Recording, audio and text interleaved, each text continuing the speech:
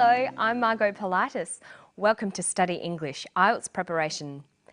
Today we're going to listen to a weather report. We're going to listen for numbers and practice saying and spelling them. Listen to the weather in Sydney. Good morning. It looks like being another glorious summer day in Sydney. Temperatures will range from a minimum of 16 degrees in Richmond and 17 degrees in the city, with maximum temperatures reaching the high 20s, with 29 in Richmond and 27 in the city by early afternoon. This summer promises to be the warmest since 1987. The average minimum for this time of the year is 15 degrees Celsius and the average maximum is 22. Humidity will be high again today, ranging from 80 to 90% across the metropolitan area and possibly for the next 5 or 6 days. Sunrise will be at 5:45 a.m. and the sun will set at 7:43 p.m. The next full moon will be on December the 9th. For those interested in fishing and surfing, windy conditions will prevail all day, with winds gusting from the southeast from 10 to 15 knots, then easing to 10 to 11 knots by late afternoon. Swells along all Sydney beaches will range from 1 to 1.5 metres. So counting and numbers are a very important part of language. You need them to talk about how much things cost, what you earn, telephone numbers, visa cards, passports, addresses and dates. Being able to listen for and understand numbers is an important academic skill. There are some conventions you need to learn, and you'll need to do a lot of practice listening for and saying numbers. Let's get started. Listen to these pairs of numbers.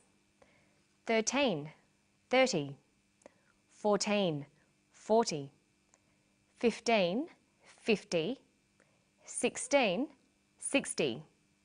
Now you try these ones. 17, 70. 18, 80.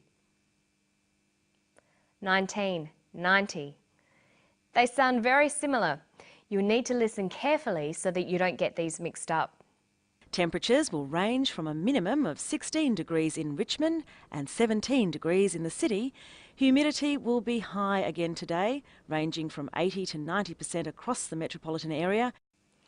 The temperature in Richmond is 16 degrees Celsius. The humidity is 80 to 90%. Did you hear these numbers correctly? If you don't understand what someone said, ask them to repeat and stress the key syllable. And that will be $16. Did you say 16 or 60? Usually the first syllable in a number is stressed. 16, 60. Notice that it's the final N in teen that you have to be careful with. Teen, T. But of course, when you're listening for numbers, you can often work out the correct amount by the context. Try to always be aware of what seems right, even if you didn't quite hear properly. Pronunciation of years can sometimes be difficult as well. Listen to the clip. This summer promises to be the warmest since 1987. 1987. 1987. Notice where the stress comes. 1999. Let's practice some more. 2001. 1932. 2040. Or perhaps this will be read as 2040. I guess we'll have to wait and see. Notice 40 is spelt F-O-R-T-Y, not like 4 and 14. Okay, now let's look at temperatures.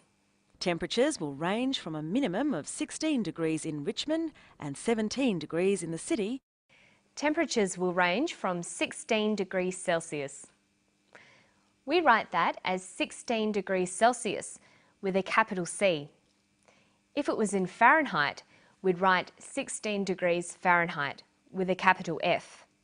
But in Australia, we use Celsius. So when giving a temperature range, it's written 16 to 17 degrees Celsius or 16 to 17 degrees Celsius. These are both read out the same way. Notice that the 2 is unstressed. 16 to 17 degrees Celsius. Now we're going to listen to a different weather report. Look at it written and see if you can work out what should be written in the blanks.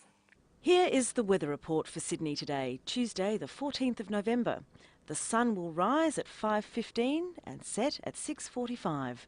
The minimum temperature for metropolitan Sydney will be 13, rising to a maximum of 30 degrees Celsius. Humidity today promises to be high at 70 to 80%. Okay, let's have a look at that. The weather report for Sydney today, Tuesday the 14th of November. She said Tuesday the 14th of November. The sun will rise at 5:15 and set at 6:45. The minimum temperature for metropolitan Sydney will be 13, rising to a maximum of 30 degrees Celsius.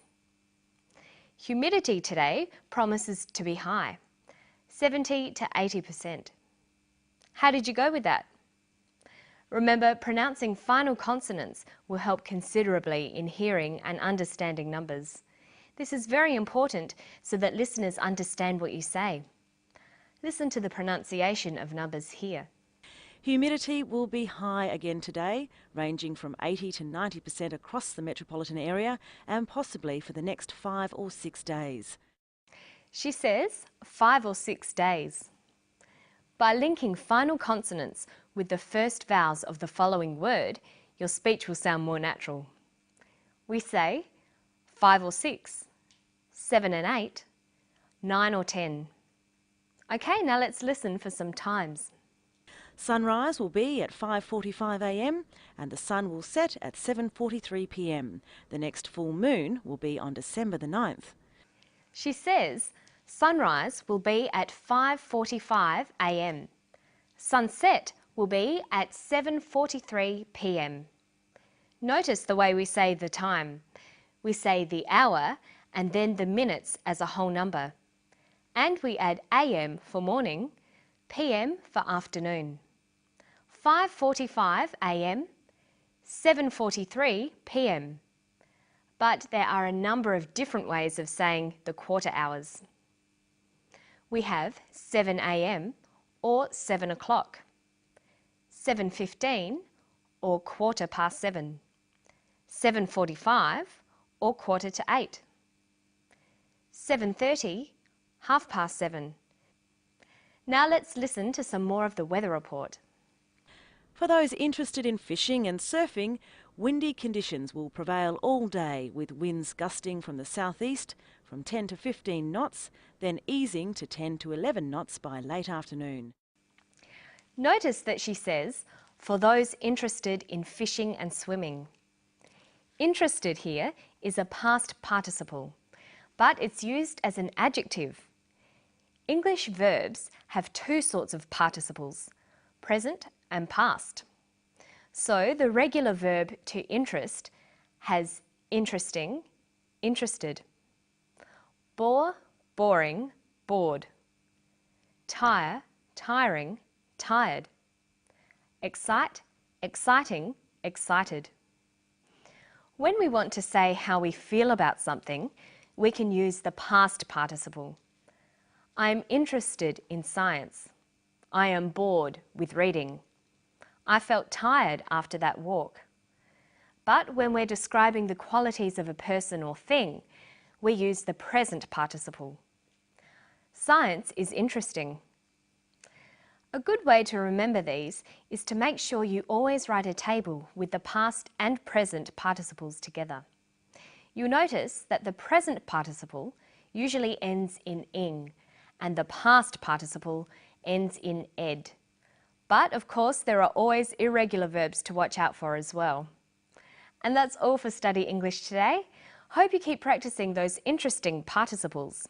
They should keep you interested. See you next time. Bye-bye.